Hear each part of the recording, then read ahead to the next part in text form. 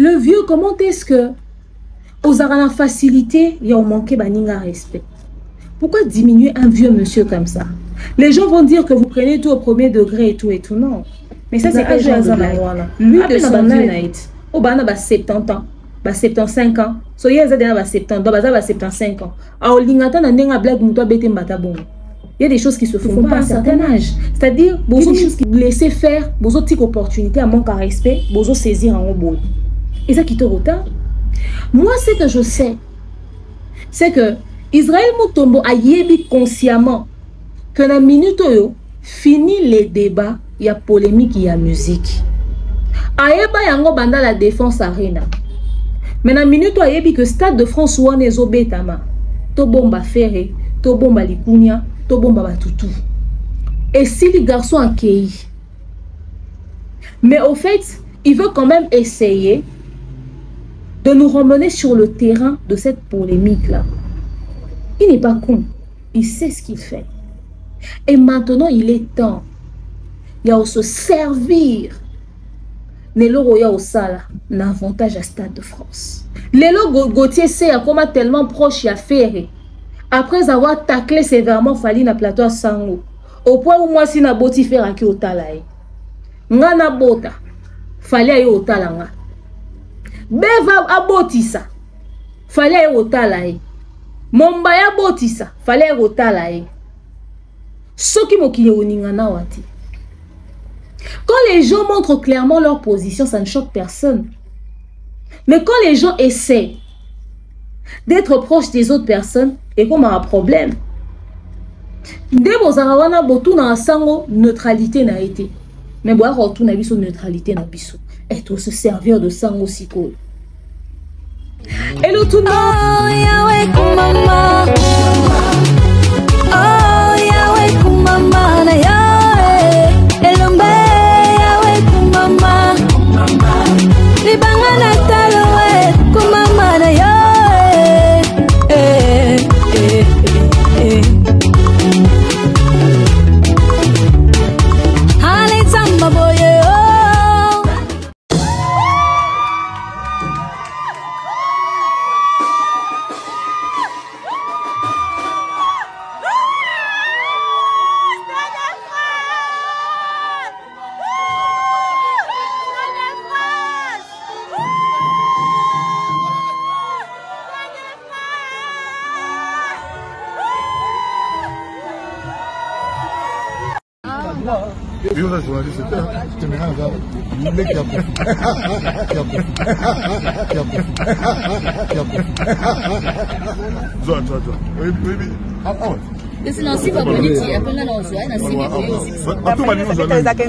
Quoi beaucoup kosa ka peuple congolais na makambo lokuta oza suka ya carrière afali là il fallait que kufe la yango oh bon yebite bon ero gloire ya sani on peut ça nini on a nos pécité OK aza aussi la aza kufa suka ne yango OK biso fera calme fera sala 5 ans utabimisa ata fanda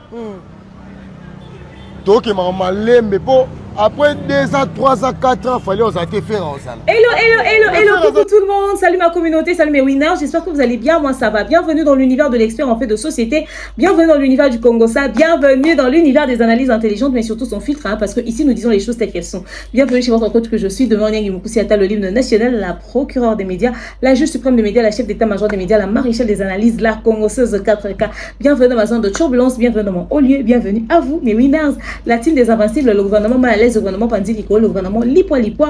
Installez-vous confortablement, likez, commentez, partagez massivement les liens de nos vidéos. Alors aujourd'hui, la famille, nous allons parler des volontaires. Il y a promotion, il y a Stade de France, il y a Fali Poupa. Nous allons parler de Sango, c'est-à-dire contre-campagne ou à bandit déjà tant à 6 cours d'entrée de jeu pour le Stade de France, il y a Fali Poupa.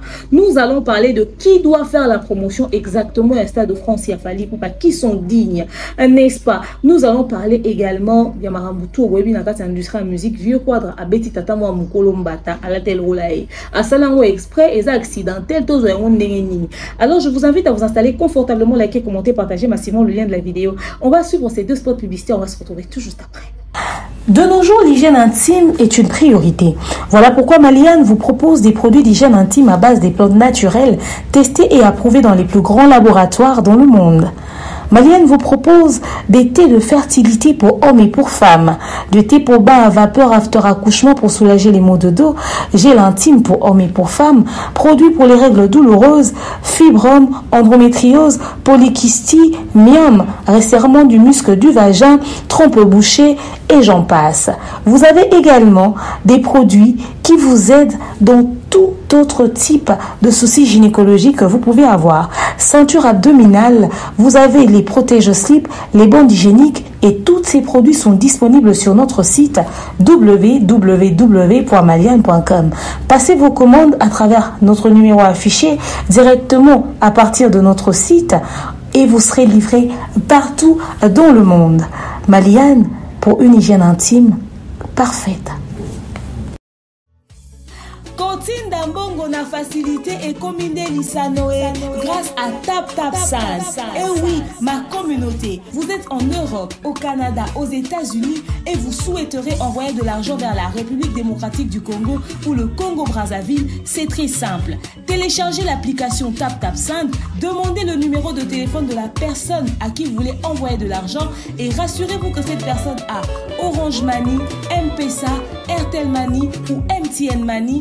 Prenez l'identité de la personne qui est enregistrée, notez-le correctement et surtout, mettez le numéro de compte associé à votre carte. Mettez par la suite le montant que vous souhaiterez transférer à cette personne. Retenez ceci, dans un système, il y a code promo. Ce qui est code promo demeure. DEMEURE. Tango yo okosala envoi ya kotinda mbongo okofuta kaka. 0 frais de transfert. Ndekona akoyamba mbongo en toute quiétude à partir ya téléphone naé et cette personne pourra se diriger dans n'importe quel shop au coin de son avenue sans avoir besoin d'un code. Juste aller et retirer rapide, fiable, sécurisé et très simple. Tout cela grâce à TapTapSend.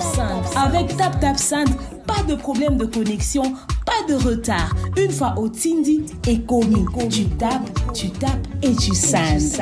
Code promo demeure. Recommandez-le à tous vos proches. TapTapSend. Ah, l'équipe en tout quoi. Voilà, j'espère que vous avez suivi nos merveilleux spots publicitaires. La famille, vous qui êtes en Europe, au Canada, aux États-Unis, vous qui voulez envoyer de l'argent vers les pays d'Afrique, la République démocratique du Congo, le Congo-Brazzaville ou les autres pays d'Afrique, c'est très simple. Téléchargez l'application TapTapSend, suivez la procédure, ça vous donne la possibilité de transférer de l'argent. La personne à qui plutôt vous envoyez l'argent reçoit l'argent à partir de son téléphone. Mais lorsque vous suivez la procédure, quelque part on vous demandera de mettre le code promo. Mettez le code promo demeure, aussi code promo demeure. Tant que le code promo demeure, vous pouvez bénéficier de 5 € ou encore 5 $ de bonus, de remise. Bah, osons que c'est 5 $ ou encore 5 € et au salaire bien. Donc, utilisez le code promo demeure. N'hésitez pas d'en parler à vos proches, à votre entourage. Recommandez TapTapSend. Maliane pour vos soucis d'hygiène intime. Nous avons des thés de fertilité. Ok? Nous avons des produits pour les myomes, les fibromes, trompes bouchées, kystes des ovaires, règles douloureuses, n'est-ce pas? Ceinture abdominale, beaucoup de produits que nous avons chez Maliane sur notre site www.maliane.com. Numéro n'est affiché. Vous pouvez appeler, je vous passerai les coordonnées de Maman Maliane. Et sachez-le aussi que pour les femmes qui se plaignent des bandes hygiéniques, Maman Maliane a également sa gamme de bandes hygiéniques et des protège-slip. Bozolé là, oh, bandes hygiéniques, ceux qui ont la règle, les os salamikousa, ceux qui ont la perte blanche et belé doit protéger pour ceux qui ont samikousa, démangeaison, hein. Vaginale et tout ça, toutes ces choses bon se plaindre pour yango parce que ba produit est belé bozo salela ba bande hygiénique et ça bien te biso ba information ba composant na biso yango et ça sur le carton. OK, toza on a pour na bino pour na rosunga bande o basi baza na ba problème gynécologique te. Alors ba produit malien et ça ba produit de qualité. Nous sommes au Canada à Ottawa mais nous livrons partout dans le monde. Donc boso ba bande hygiénique à maman malienne, boso ba carton pour ça ba provision, pour ça bana. En tout cas, c'est des produits maliens, ça aide énormément. Bande hygiénique est ça disponible. Je les utilise, voilà pourquoi je vous le propose aussi. N'est-ce pas? Maman Daniel Sassou et Madame Sephora Kojo nous donnent rendez-vous pour la deuxième session de la tournée africaine Osée, n'est-ce pas? à Point Noir cette fois-ci. Bozawana à Point Noir. Venez nombreux, venez nombreux. Faites déjà vos réservations. Comme vous le savez, les conférences de Madame Danielle Sassou et de Madame Sephora Kojo boostent tant le professionnel que le privé. Alors moi, je vous invite nombreux à venir participer. C'est pour le 15 novembre déjà à Point Noir. Voici bien évidemment les points de vente de nos billets. Soyez là, soyez présents. Venez nombreux, nombreux, nombreux, nombreux, nombreux. Alors, on va commencer. Mais avant, on va commencer avec les dédicaces. Salutations à vous tous qui me suivez de partout. Notre manager, le manager de Dab, le King AKM Boss Mobutu. Salutations à toi. Salutations à Maman Maliane, la sponsor majeure de nos émissions, n'est-ce pas, à www.maliane.com. Salutations à Papa Guy Bompongo, Papa Caviar. Pourquoi pas à Papa JFK, Papa Jean-Flavien Kaniki, de Maman Sondra Aguito Kaniki. Daddy, salutations à toi. Il s'appelle le général Kelly Charleston Warrior, n'est-ce pas? Salutations à toi, général Yapembe. Également à Yanadine Mayo. Yanadine Mayo. Salutations à toi, Dada. Yanoïla Madinga Madilove. Salutations à toi aussi, ma divini Kali. Salutations à toi, ma charrue. Salutations à maman Pat MK de Docta. Pourquoi pas la boss lady, maman Echel Ngoma, maman Brigitte Billy, toujours la douceur. N'est-ce pas? Elle s'appelle Mifindibou, ma copine. Salutations à toi, l'épouse de son mari. N'est-ce pas? Salutations à papa là-bas.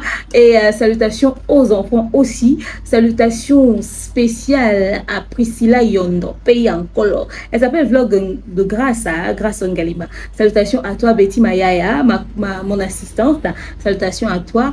Et Christelle de Dios, bisous, bisous, bisous, bisous. Yasmine Dololo, salutations à toi. Fan de demeure, salutations à toi.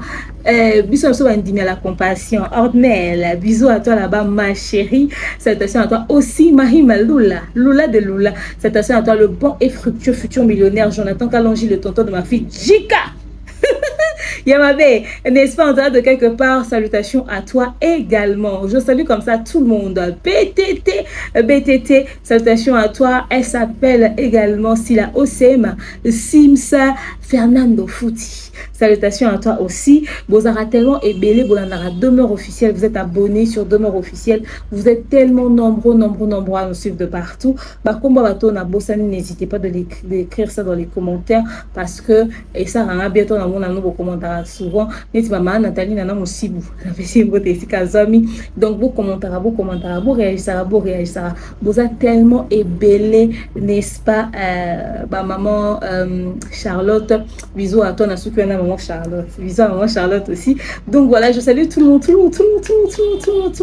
C'est le mois d'octobre, c'est un mois où je souris beaucoup. Ceux qui me connaissent savent pourquoi je souris beaucoup. Dites-moi dans les commentaires pourquoi je souris beaucoup en octobre. Dites-moi dans les commentaires, comme ça les nouveaux venus vont découvrir. Dites-moi dans les commentaires, n'est-ce pas? Salutations à vous tous. La famille, on va se retrouver. Le respect. Boyebi Nga, je sais pas, hein, peut-être que dans ma manière d'être, hein, je saoule beaucoup de personnes. Je comprends. Mais vous devez vraiment prêter attention sur Babilo qu'on a l'habitude à condamner. De fois, on a un carabino, demeure quand même, tu vois, quand même patati, quand même nanana, et tout. Mais vous prêtez d'intention. Si vous regardez, le pourquoi je réagis sur certaines choses, vous me donnerez raison. Netiboy, le vieux a sali conférence de presse. Ayambi est journaliste. Comme je vous l'ai dit dans ma vidéo d'hier, est-ce qu'il était obligé d'humilier Migueniema? Non. Est-ce qu'il était obligé de ramener l'histoire de Migueniema de flagrant délit? Non. Mais le coup, dans la vidéo, dans la conférence, ce qui y a point de presse, Azaki face, il y a bateau, il y a considéré comme profalité. Azaki face à bateau, on va considérer local là-bas neutre. Donc il n'y avait pas la possibilité ou l'opportunité, n'est-ce pas? Il y a retiré un message, il fallait bien qu'il puisse quand même faire quelque chose. Ils ont fait partie de l'élément où il y a un journaliste à Boakeli, Bigeniema explosif. Mais les gens ne se sont pas rendus compte de ça. Il a voulu même déconner sur le journaliste qui posait la question à Mamassi sur le clip. Oh, clip en haut, est-ce qu'il y a une réalisatrice? Bref, des délires comme ça. C'est-à-dire, hier, à quoi on va dans la binote après, sans casser les logos et au diminuer bino. Les gens vont faire passer ça sur le compte de Aviar à Play. À PlayStation, à Play à Nini. Où les gens à la Play, tes amants manquent à respect, il faudra appeler le chat par son nom. Netibo, bota la image. Vraiment, bota la image. Regardez.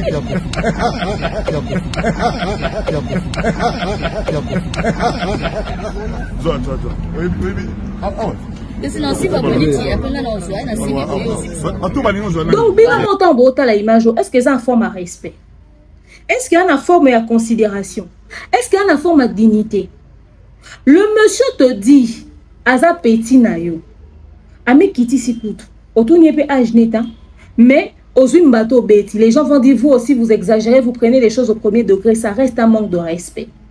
Il y a Zalé qui a monté moi à 75 ans. En ligne, attends, on a blague babette, elle est bon à l'itama. Bah, ça là, on a ban amitié. Tu peux pas faire ça à un monsieur. Ça, c'est un manque de respect flagrant. Le monsieur a la facilité de manquer du respect aux gens. Vous faites passer ça pour certaines choses. Et à tes points, mon colo qui a un manque à respect.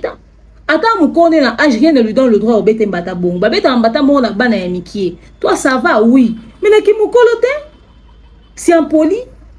Et puis encore, nous tous nous connaissons les intentions du vieux. John a la tête chapeau le roi et meka golata le roi et sa loisa sozinaï. Est-ce que lui, ça lui plaît de voir que ce monsieur-là meka copier? Est-ce que ça aurait plaisir? Biso soto bien faire sozi ni yazara nango. Bilo on se va blo reprendre à la légèreté. Le vieux de fois il fait les choses sciemment, vous voulez lui trouver des excuses. Faudrait pas lui inventer des excuses. Il faudrait qu'il comprenne que les actes qu'il pose sont des actes pas du tout tolérables dans la société. Ça c'est preuve d'impolitesse. Mais malheureusement so biso nde tolobi yango ezake biso tolingake déjà te bandaka. Oh, vous comprenez que tu as dénoncer le mal très visible que vous voulez normaliser. Parce que selon vous, sous prétexte que tu te rapproches à XY personne, tu as un lobby et tu lobby on a compte à son holo pakal. Mais tu as tout sous so ba fongo libi bebo koloba baloba on a compte à batouté. Yo c'est plaqué papa na yo. Ba bete mbata bo on a litama. Soit disant parce que Joana mukolo. Na a Jonathan. À un moment donné, vieux foyer comment se comporter en public. Banda febela sali banda carrière na batoye bise vérité baza quitter. Parce que pour na bino na la presse égale ya ti artiste à l'aise. Donc ti artiste à l'aise pour ça la o alingi. Pour ti kaya ça la o alingi. So beaucoup tana ba Jonathan Bilari moko boye beaucoup ba Mumbaya to ba beva demain moko boye o ba hôtel mais la certains dérapages et les kana milieu industrie musique et comme biso bato to raben poli. Bilo rabon ça va bilo tolérer. On les a qui parenthèse on a rien ça la vite fait sur cette vidéo qui moi m'a choqué, je me suis senti indignée à la place du monsieur non qui soni ana moi si ana bana. Garçon oh ya bete la di solo oh atuna ka bonyo oza médecin tout ça katela ka ba mangala wana. Il a fallu que biso to loba pour que garçon a réalisé que vieux manque qui est respect. Donc ba te belé ba subir ça ba manque ba respect, ba ko réagir té. Il faut pas tout bas pour réaliser que va déconner les bangos. Et normal, il y a un peu de fierté. Il y a un peu de dignité. Ou bien, oh là là. Ça, c'était une parenthèse. Maintenant, Tokende na makambo et bandi. Fallait annoncer son stade de France. Batoutou ba yo réagir. Vieux na biso ya mande fois pembe. Israël Mutombo na pesi mbote. Yépe a décidé à abandonner ba buzz nae. Vu a posté capture à liboso na yo ki batie date. Bato na ba commentaire.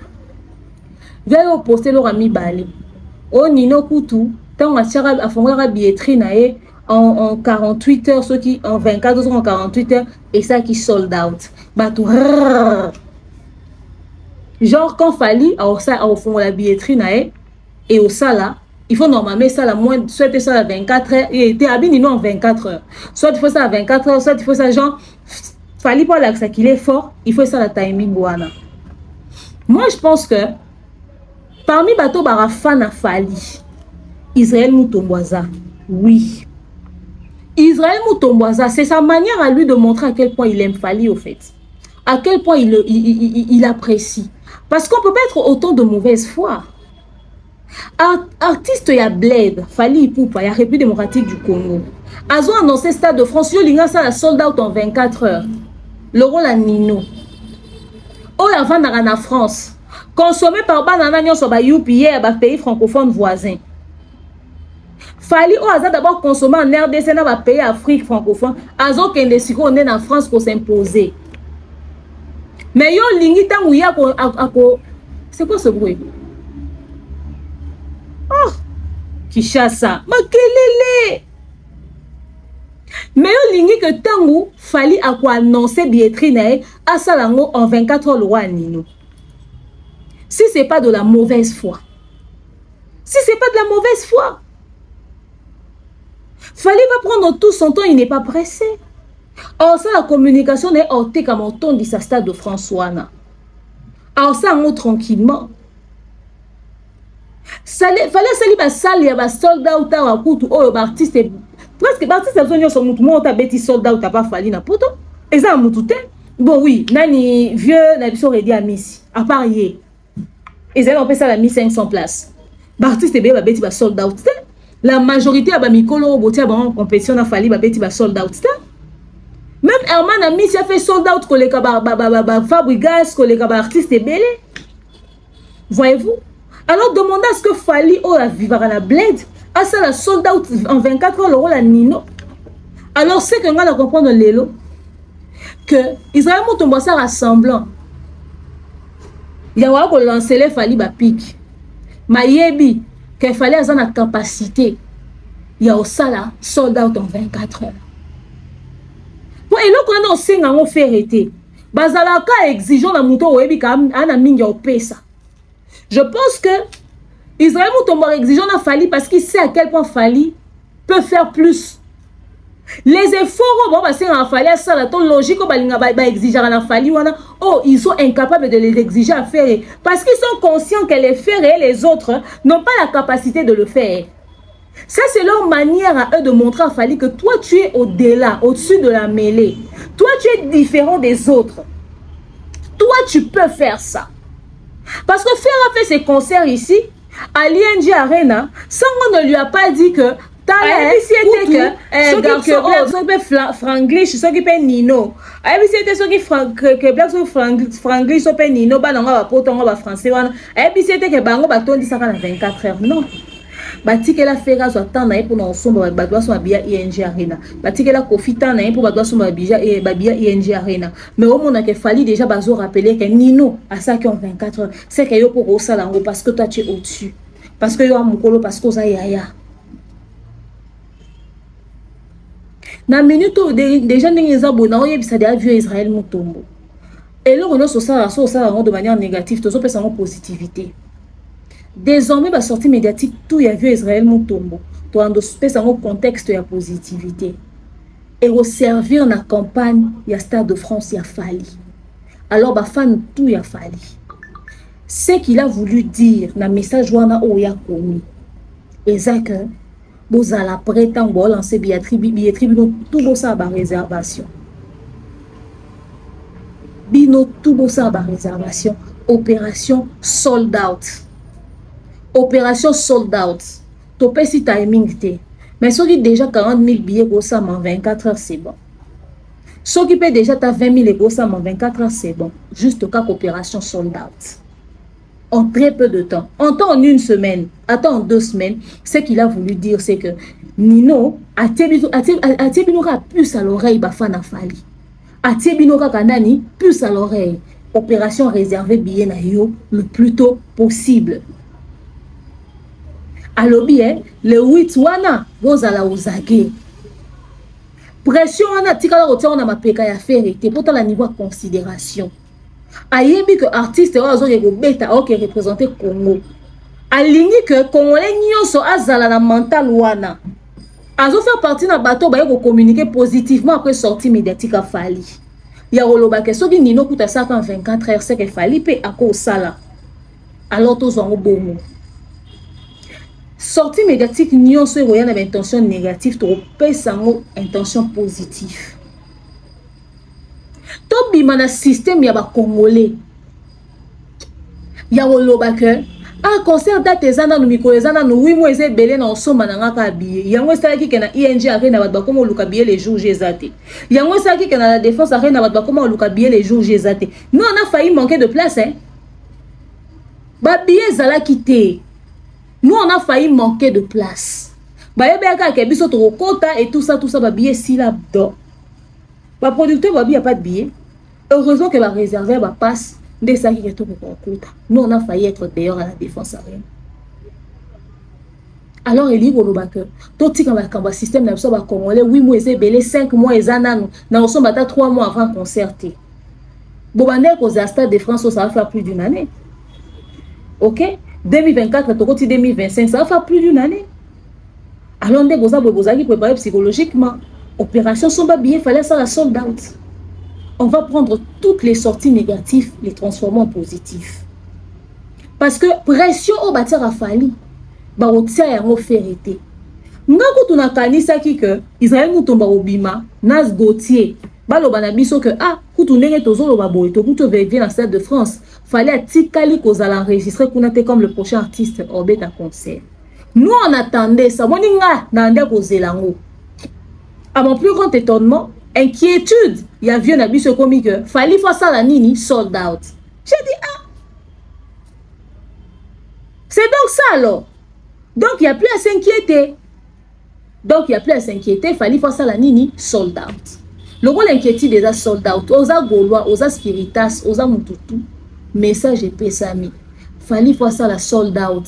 Il faut bisoto la qui s'abano bavana na France ba artiste ali banda que muta uti na bled nda obeta. Consommation est à la au top. Acheter. C'est ça. Toyebi que pendant toute cette période, vous allez motiver à faire des communications où il y a un sens d'avoir accompagné l'événement. Les gens sont préparés psychologiquement à l'éventualité. Mais bon, que toutes vos sorties seront utilisées en faveur du Stade de France. Et un élo monté de manière négative.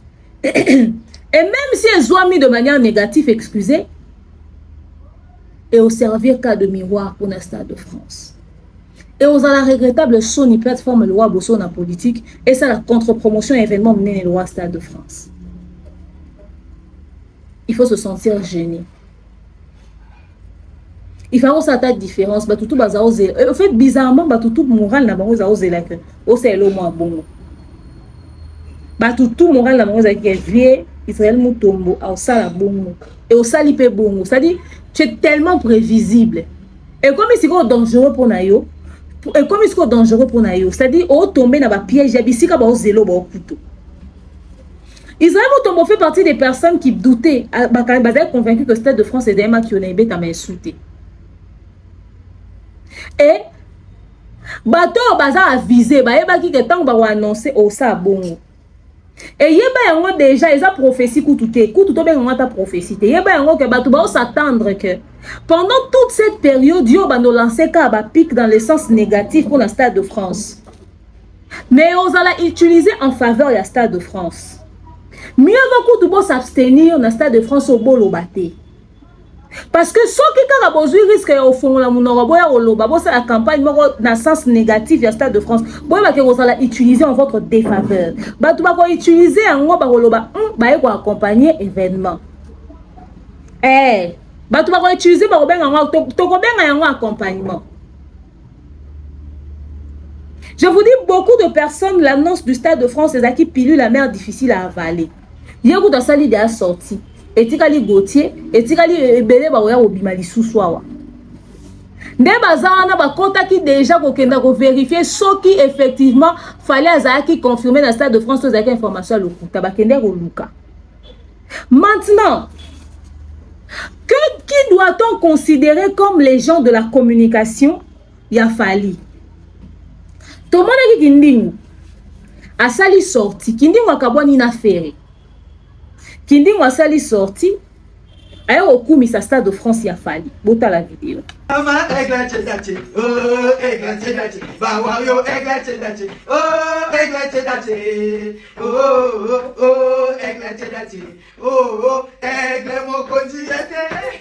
Mama, eglechedache. Oh, eglechedache. Oh, wawayo, eglechedache. Oh, eglechedache. Oh, eglechedache. Oh, bana poto bana kini ba wario na ni takini no muteki ndingo yaka pamba te tala bino moko le demain 2026 voilà Stade de France avec Yémen Mokonji Nengid Fali Poupa Aigle motema nene ke chok pensi nanga kisigi de bova omoni na masuki ko tanga muteki ndingo ya pasi Fali kongela makakunengo talaki konga akobeta Fali akobeta na Stade de France akobeta akokonisa Fali akokonisa na Stade de France gigola la daba gigola la daba gigola la daba gigola la daba gigola fini ba wario ba le 8 octobre on dit qu'il déjà et pour moi quel autre combat hier quel challenge dans le Stade de France pour le pète ba mo mute si la bien akabwe ala tikala tamba mari si la bien akabwe ala tikala tamba mari Kindingu après avoir kobé banana ferry a komi koluka ko sympathiser na ba artiste lokola ba Wata lokola ba Fali a sengi ba vidéo ba pardon et tout à part yé tomoni ba chroniqueur ba journaliste mususu ba compte mususu ba pro ya ba artiste mususu ba décider ko sala ko poster de manière positive pour dans Stade de France ya Fali quand ya ba tebele ba komelinga ba lobi boy demeure coach to lingité na Stade de France ya Fali to boy lobby ba lobaka bisonde to tondi si Stade de France bisonde to sali que Stade de France etonda bisonde to boy na biso na Stade de France biso moko to sala makele na biso si stade wane o sala nini ekotonda. Moi je suis d'accord avec tous ceux qui m'ont écrit. Si j'ai le temps, je mettrai les captures ici. Moi je suis d'accord avec vous. OK? Bah tout déjà pas comme qu'on décrypter spot publicitaire na lobaki bato bokomo décrypter spot à Fali bomoni boy na osonge na la prochaine vidéo mais naza non awa. Moi je suis d'accord avec vous na le fait que bato mususu lelo bazoya ba volontaire bakwa ko sa makelele pour na Stade de France. Après c'est pour dire demain que voilà bisonné to tondi si Stade de France bisonné to saleli communication. Maman okuta loba bi coach mais ce surtout comment ba fouti ba mon promotion te mais ba salaire promotion makasi. Moi je comprends votre inquiétude. Moi je comprends votre peur. OK? De toute façon la date vient d'être annoncée. Équipe il a fallu ba exactement quand est-ce que ba ozo contact na ba nani pour lancer la promotion. Jusque là, ce n'est pas encore à l'ordre du jour. Nan va comme une étape pour recruter ba pour la communication Tony nini pendant 8 mois, c'est beaucoup la communication pendant 8 mois.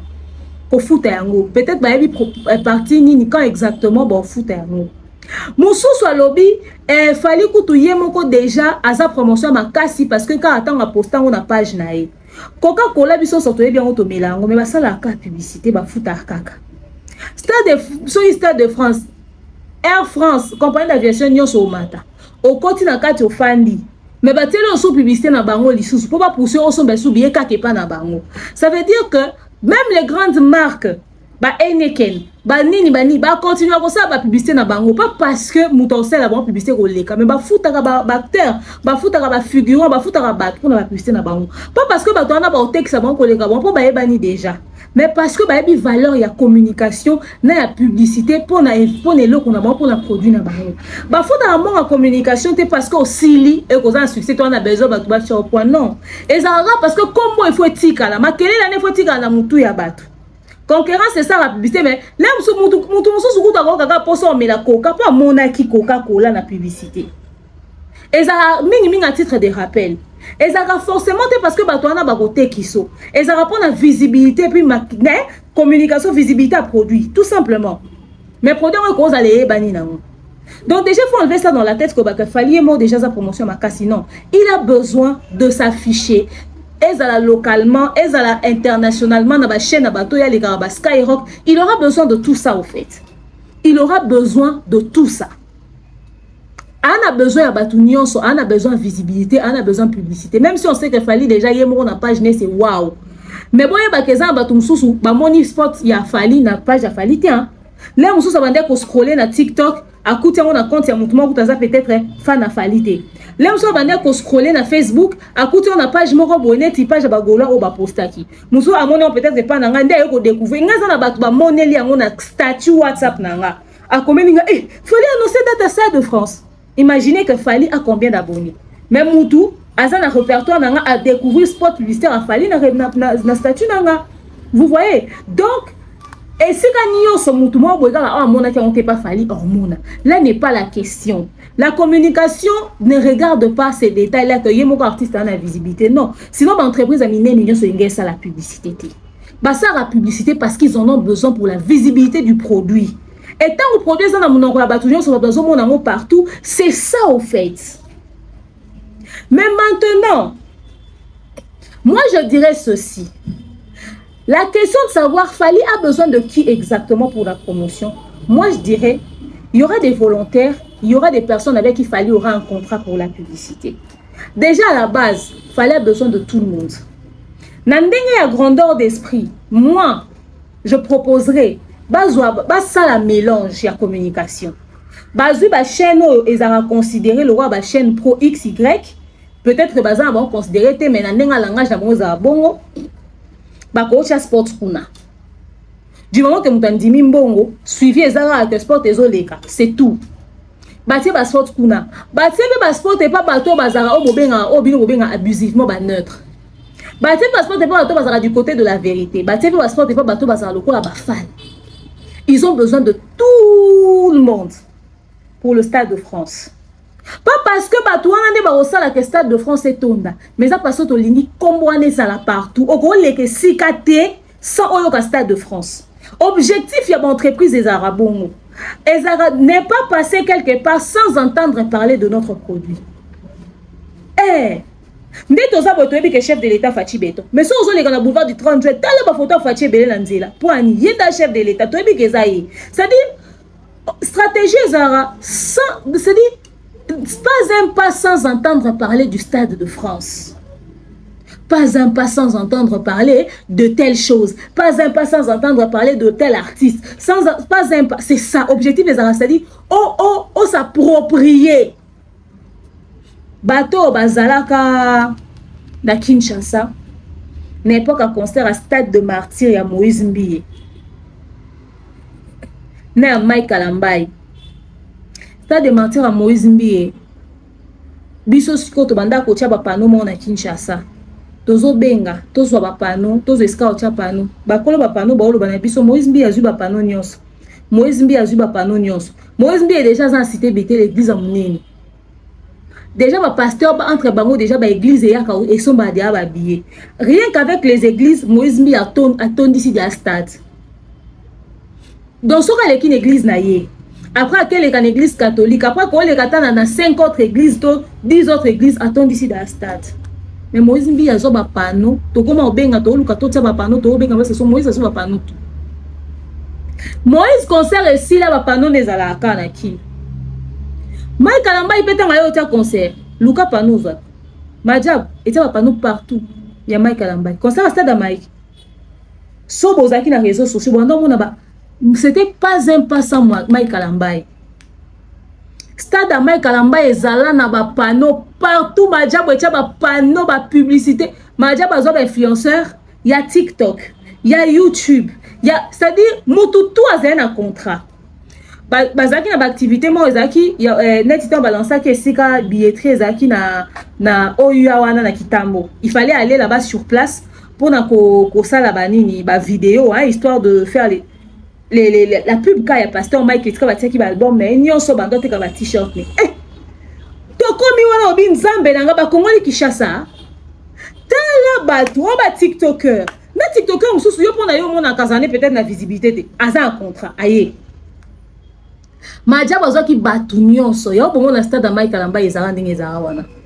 Voyez-vous, c'était pas un pas sans entendre parler de Expo Célébration. Yémorono fali to bete la lisolo, yémorono fali ango to bete la lisolo awa. Stade de martyr na ye moko. Bobi bapano fallait savoir combien de mois na Kinshasa. Fallait concert ici là bapano ezalaka na kin. Et qui t'a hâté. Ezana batu babande ko benga bazo ba espace bapano ba lo ba photo bapano fallait ezaka. Oh mais concert ici les cas mais délai il y a affichage ya panneau et s'il a été. Stade de martyr à Fali. C'est-à-dire c'était pas un pas à Kinshasa sans voir les visuels de Fali. Fali Kabo Mounou, Fali Poupa. Voyez-vous? Donc, faire la communication et tout ça, faire la publicité, au fait, ils n'auront pas parce que Moutonte qui sont forcément artiste bien, ils n'auront parce que Balingi que éthique à la mituna na mino pas battre. Genre là le type un concert en Stade de France en haut. S'ils vont faire des contrats avec tout le monde, donc moi ma suggestion c'est de prendre d'être ouvert au fait, d'être ouvert avec tout le monde. Ce qui fait que mon stratégie on est ça qui que au lieu de s'attaquer, stratégie on n'est pas Madjabou par exemple. Au lieu de s'attaquer na Madjabou, à ça la contre-promotion pour un concert à Mike, au ça contre-promotion des aux contrat. Au ça contre-promotion des à contrat. Donc des bazana so bazu ba contrat ba fouti ba ngombongo. Bon on est loko ba lo ba tando ça ba contre-promotion à stade. Déjà ici manangoté, mais quand même dans la communauté ça makelele. So on a besoin de distraction, te bon peut ça un contrat. Bon mon ke ba chaîne na go chômer. Pour artiste mo boy au banga le quand on a la photo munene ya Fali na aigle na loboko et ça la publicité au ba comme oh bino aussi contrat mutu wana to lekate bon mona et belé ba boy ya contrat pas parce que ba na problème na Fali mais pour na retia à l'aise ba artiste to ba sarana bango pour ba artiste na ba boy la ba mission pourtant bango to bando tia photo ya veste à mauve ya ferré ba bando le kana ba plateau na bango mais a wana likambo Fali ba ko boya parce que ba bi que ba musicien wana ba boya o le kana ba plateau na bango pour ba olinga te ke tangu ya osa l'émission na e azoloba ba tout ba invité na bango wana ba ya ka toutage à bordure ba ko boya parce que ba on na photo ya Fali na aigle na lipeka jamais ba olinga vanda te ba aux à l'aise na ngote alors bango ba olinga ba tika la libertinage wana pour que ba invité ba kima bango te. Mais moi je pense que l'idéal serait de proposer le contrat à tout le monde. Oyo boyane a boyinae. Oyo linga sa o asali asali. Mais kozala à l'écart, il y a événement le rôle ya Fali. Osala notamment opposition, boza ebelete et puis opposition on peut épaiser parce que l'événement a une portée internationale. L'événement n'est pas communautaire. Artiste Missou Soubapé va mettre un concert à Poto. Au moment où il débat ça dans la communauté. Mais le débat à Stade de France a fallu et au sein sur les plateaux ivoiriens, sur les plateaux camerounais, sur les plateaux des autres pays au fait. Alors et aux ala bizarre. Comment on a que yoza yomoko au sein la contre-promotion. Alors si l'artiste peut proposer des contrats, à proposer na batumususu comme ça bon on a que ba oba ondima. Yemo on a nous au sa publicité loko au sa ndeni otika muta sa contre-promotion et loko yo c'est la publicité na plateau na. Ba fouteli en bon. Ba oza l'obligé de défendre le produit wana.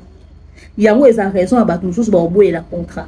Pour et loko ye atira ba loba to oye mo loba ya négatif sur Fali wana oza l'obligé de défendre ngo pesa en positivité pour ça publicité nini ya produit.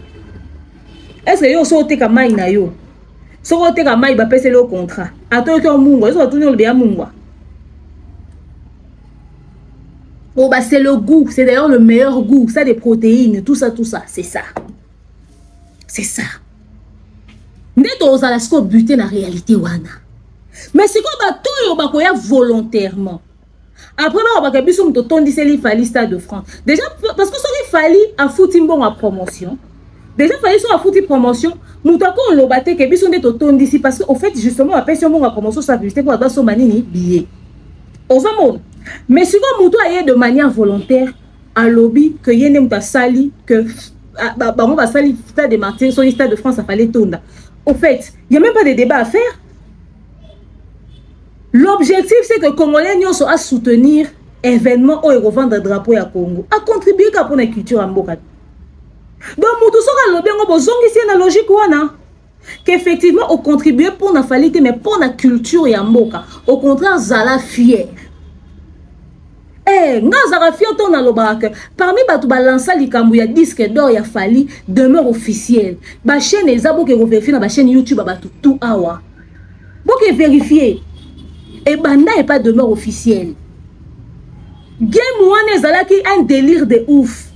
opération somba CD partout tout ok somba CD moi général nengeni ba chiffre nengeni tout ça après des années fallait azui disque donc nana fier yo loba ke na contribuer na culture en mboka na biso nazala ki parmi ba première personne ba lancer le wana ezwa et simba fallait azui disque d'or et après la fierté musique en mboka na biso ngane na zabo na chaîne na loba na sale logo moko oyo et apporter un plus na carrière musicale artiste non tout est là on tolo dans afie ton na osa makelele et motiver batu baki ba sombi ba CD ton na osa makelele et motiver batu na ke ba so ba CD parmi bato ba somba ba CD ngana sombi sa batu na ba disque vinyle na dabu bato bazala koya to dans mon to za na disque vinyle moi fali ya munene boy je sais pas on a mis ça où je pense que ça au-dessus disque vinyle moi fali ya munene eza na mesa boy na plateau na ngaso na mesa d'émission na ngaso bozongi je pense il y a 4 mois 5 mois parmi bato ba somba ba CD ba somba disque vinyle mutu mo atindela ngai asombela nga moko pe pona ndo sa promotion pona ndo sa makelele nango pona ndo communication asombela nga disque vinyle ba yo tiki la biso na dab ozomona ngesala nga fier nga kaba ba CD afali belé parce que ba tout temps ça challenge ya disque d'or ba somba ba CD belé ce temps to kuta parce qu'on a concert à Fikini afali ba yo sundole avant concert à Fikini afali pardon ba sundole nga tala carton ba CD bato ba kuta na concert ya fali afiki na okabango boy na bata Kinshasa wana warrior tout fan tout ya fallait azo somba ba CD na poto so ba somba ngo belé pour que fallait azo disque d'or siko ekiti Kinshasa na pesa ngo ba warrior na pesa na pe wana na concert a fali na fiki moi je suis fier de le dire ezaka volontaire et m'a bête que muta décidé yemoko à soutenir le moment ya modèle wana donc ce muta vendre lobby parmi bato ba sai que stade de France a fallait ton d'abiso c'est bien à contribuer à la culture à mboka et le sonité et c'est le ko yo sonité yo bon le babiso peut te faire partie yebo ko na babiso peut te faire partie ça dit mutu nyo so affaire au monde ka contribuer qui pour le ko ne réussir pour l'intérêt car ya falité pour l'intérêt à culture à mboka la biso tala abomona après Stade de France et un artiste musuta au Stade de France et ça événement historique et ça babiloko ya ba une fois après un siècle les mususu c'est vrai ça après un siècle parce que ba gaz ma wete pe ba oya peut-être on peut proposer biso ba quelque chose de meilleur ba sins pe ba zoya mais en attendant toi on a wana to lengela on loi liki ozomona batu ba beta ba Bercy ba Olympia niveau ba tout est là en tolo parce que na minute année zaki yango ne makam na minute à Stade de France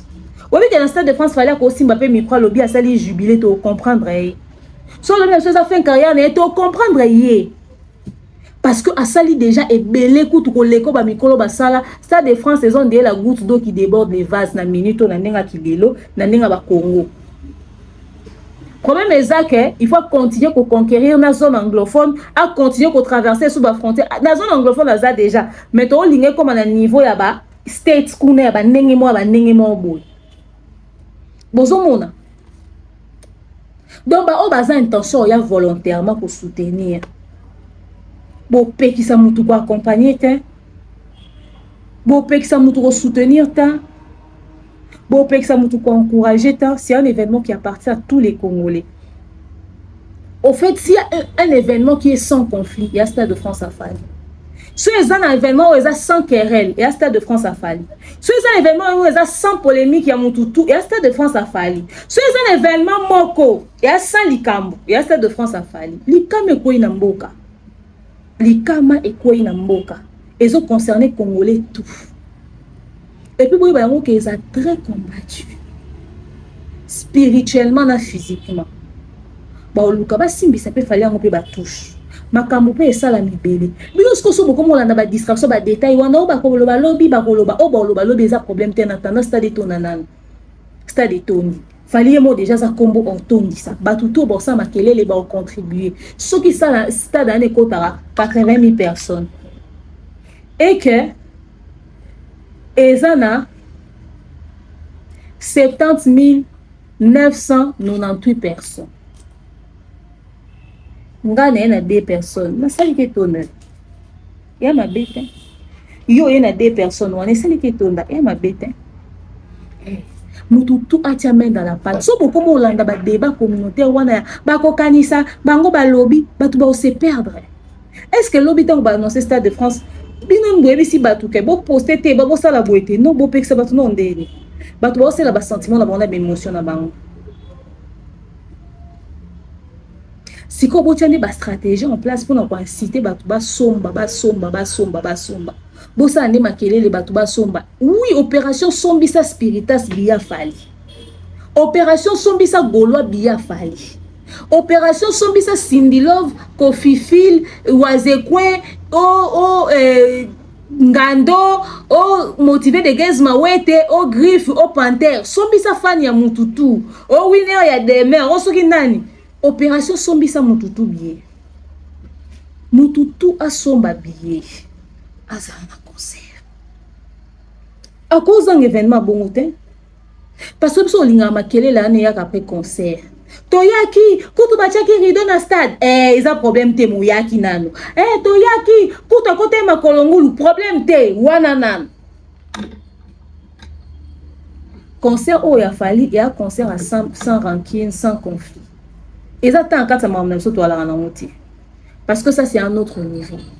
Na minto milimo ba papa wendo milimo ya ba papa tabulei ya ba papa wemba ya nesengo e obunda pe na nenga spiritualité kuna par rapport à musique na biso ndenge ezalaka bango pende bazawana ba ko soutenir que leur âme repose en paix parce que ba bi ke ba tiki mutu mo za relève au moins tant ba beta lisolo za la relève ba te relève ani moni au moins papa wembe sikaza avant de bi voilà relève wana king kester alobi relève yango c'est-à-dire à faire consommer rumba comme il se doit au-delà même ya on pouvait espérer na sol européen na minute obeta Stade de France a au sala mélange à musique ouvert na rumba lisusu et lo ba mpaka ba koki au sala te tant balobaka de loi moti petit fali ba comprendre raté donc ba mikolo bazaka kowelelaka nga na sala ngande nazala kipe naza kaka na kokufaka te naza libanga o nga na sala mutatika la sala te na Stade de France o lobona ni bino mo bando pekise na bémission ko ba bon Stade de France eza ko lo ba bongo te o ebite hippodrome ngeza ndenge nini ebite ebi polela hippodrome te pone bazana bando bima ngapi na tiaki hippodrome so ba combattre te ngapi na ngena beta 80 000 personnes na hippodrome c'est faux. Oh la défense bon pek ça bon la défense c'est ça na CV Stade de France c'est ça calmez-vous. Et ça accompagnement ya culture na biso.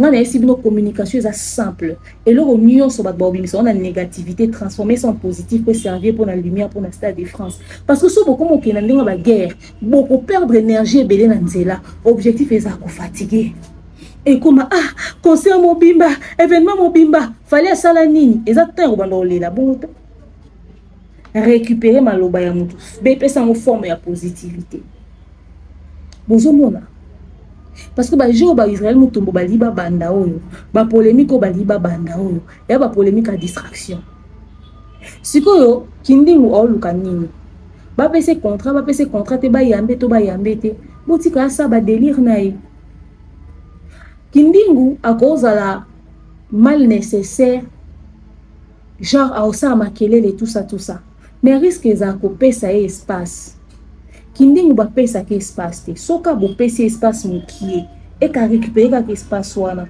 bobi conséquence e gwa kolanda na simate bobi conséquence e olanda na simate et qu'on risque porter bino préjudice lobby elengi kolanda kindingu faire amatiake na podium ba komo yemba banzembo deux fois lelo bota la faire nenga komo koma victime ya kindingu.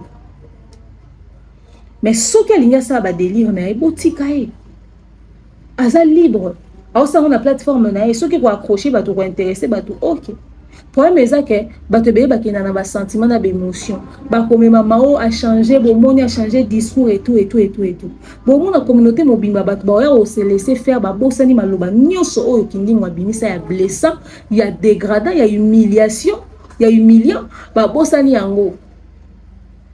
Et comme on va dire, ça c'est qui pardon l'oni ici la raté. Au moins parce qu'on a changé de discours, bon éviter soit pour l'intérêt ni. Et écoute à senga qui pardon, to limbi bon mais mami na mon pépé. Non, il faut réfléchir avant. est-ce que autant il va paramètre est-ce que ba faisabilité, ba possibilité, ba facilité, est-ce que possible, est-ce que ça possible, est-ce que ça faisable. Donc, bref, bon que na sens ya polémique wana te, c'est important na minute. Na minute pour servir ba opportunité marambo boité, c'est important. Surtout ba to boa pro X. C'est important. Pour utiliser, pour exploiter, bilo nous sont en faveur à visibilité à Stade de France tout court. Pour tirer bas c'est la émotion là-bas.